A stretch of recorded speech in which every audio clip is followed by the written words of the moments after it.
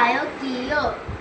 ഈ ബുക്ക് എഴുതിയ doctor DP കലാന്തരൻ. അടുത്ത പേരെടുക്കാം. കോഴി അമ്മ കോഴിക്കോട് പോയി. ഒരു കോഴി കൂട് വാങ്ങി. പുതിയ കൂട്ടിൽ താമസം തുടങ്ങി.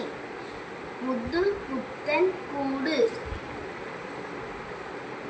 ആ കൂട് കാണാൻ ആൾക്കാർ വന്നു.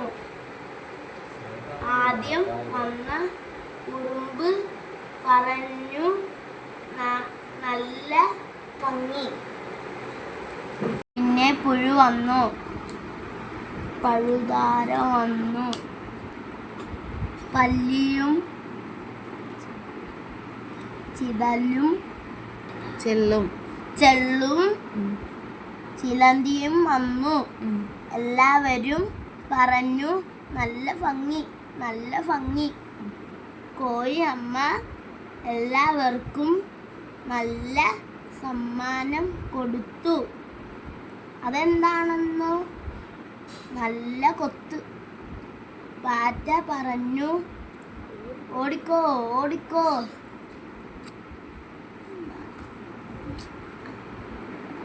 അയ്യോ ഓടിക്കോ. പഴുതാര നിലവിളിച്ചു, അയ്യോ എന്നെ കൊത്തല്ലേ. മുട്ടയിട്ടു.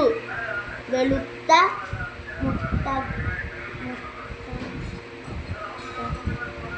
മുട്ടകൾ, മിനുത്ത മുട്ടകൾ, ഉരുണ്ട മുട്ടകൾ, വെളുത്തു മിനുത്ത ഉരുണ്ട മുട്ടകൾ, നല്ല ഭംഗി. കോഴിയമ്മ അടയിരുന്നു. കലണ്ടറിൽ ഓരോ ദിവസവും അടയാളം ഇട്ടു. 1, 2, 3, 4, അങ്ങനെ 21 ദിവസമായി. മുട്ട വിരിഞ്ഞു. കിയോ.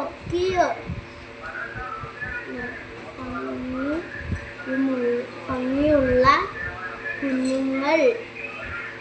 കുഞ്ഞുതല, കുഞ്ഞുകാല്, കുഞ്ഞു കൊക്ക്, മഞ്ഞ നിറം. ഓമന കുഞ്ഞുങ്ങൾക്ക്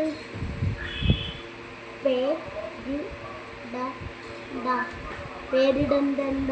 ഇതു കേട്ട് ഒളിച്ചു നിന്ന കുറുക്കൻ പറഞ്ഞു, ഞാൻ പേരിടാം. വിശേഷപ്പെട്ട പേര്. ഓരോന്നിനും ഒത്ത പേര്. ഇടത്തോട്ടും വലത്തോട്ടും വായിക്കാം. അങ്ങനത്തെ പേരുണ്ടോ? കോഴിയമ്മയ്ക്ക് അതിശയം. കുറുക്കൻ പേരിട്ടു സരസ.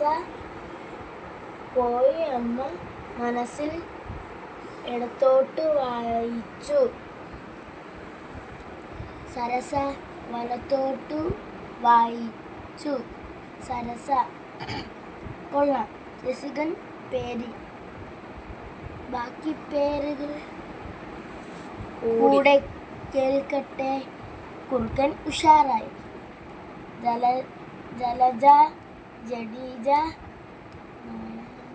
നയന, നന്ദന, നവീന, മഹിമ, കനക, കന്യക, കണിക.